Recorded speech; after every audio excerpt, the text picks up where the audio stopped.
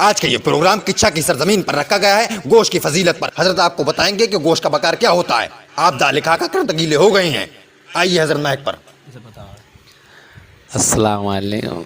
आज मुझे सरजमीन किच्छा में बुलाया गया है और उस्मान भाई ने मुझे ये बताया कि यहाँ के लोग दालों की तरफ ज़्यादा भाग रहे हैं, सब्जी की तरफ ज़्यादा भाग रहे हैं, गोश्त को पीछे छोड़ते चले जा रहे हैं। इन्हें गोश्त का मर्तबा पता नहीं है, गोश्त की शान इनको मालूम नहीं है, गोश्त का बकार इनको मालूम नहीं है। ये लौकी वौकी खा रहे हैं। इतने कमज़ोर हो गए हैं ये लोग कि इनकी ये बस की बात नहीं है कि आज साइकिल के टायर में पंप से हवा डाल सकें।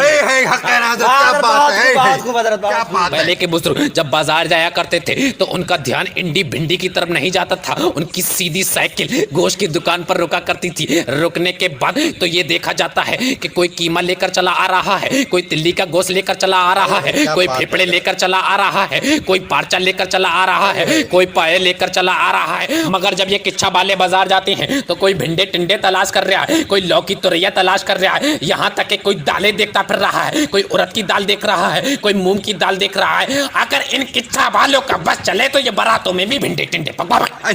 क्या बात है हजरत, बहुत मोटा बोला है, बहुत खूब हजरत, मजा आ गया। हाँ हाँ क्या बात है। ये अजीमुद्दीन भाई, मुझे लग रहा है तुम सोन को मिला है, तुम नींद में हो। हाँ कह रहे हैं हजरत, मुझे भी लग रहा है नींद में है जी। अरे भगवान नहीं यहाँ से। किच्छा वाले जब दाल खा के आते हैं तो बड़े फक्र से आते हैं, सीना चौड़ा करके कहते हैं कि आज हमने मूंग की दाल खाई है, कि आज हमने अरहर की दाल खाई है, कि आज हमने मसूर की दाल खाई है, कि आज हमने बिदड़ी वाली दाल खाई है। किच्छा वालों ये मत कहो कि हम फलानी दाल खा के आए हैं, ढिमकानी दाल खा के आए, बल्कि ये कहो कि हम दाल पी के आए। क्या बात, बहुत खूब हजरत, मजा आ गया। वाह वाह क्या बात है। बोल रहा हूं मैं।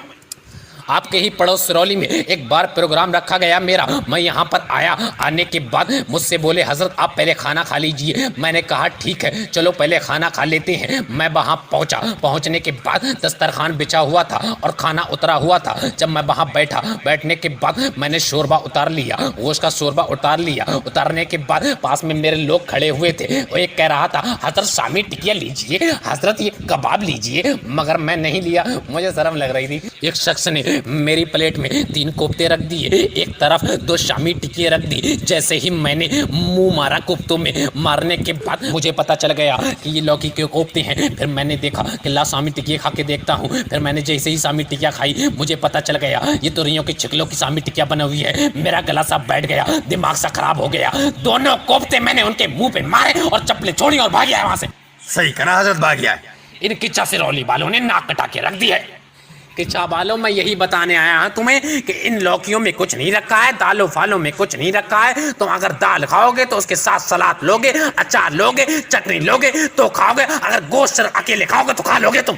क्या बात है, खा लोगे। क्या बात है, मजा आ गया, बहुत खूब हजरत। दाल खा लोगे तुम अकेले। अगर तुम 30 रुपए का गोश्त ले आओ, उसमें ले आने के बाद 3 ही बोटी मिले, अगर 1 किलो शोरबा कर लोगे तो क्या मर जाओगे तुम। कोई ना मरे हजरत, कोई ना मरे। जे मर रहे किच्छा वाले। मूंग की दाल, अरहर की दाल, चने की दाल ने तुम्हारे दिमाग पर ऐसा असर करा कि तुम्हारी उंगली नहीं उठ पा रही और तुम चैनल को सब्सक्राइब नहीं कर पा रहे हो।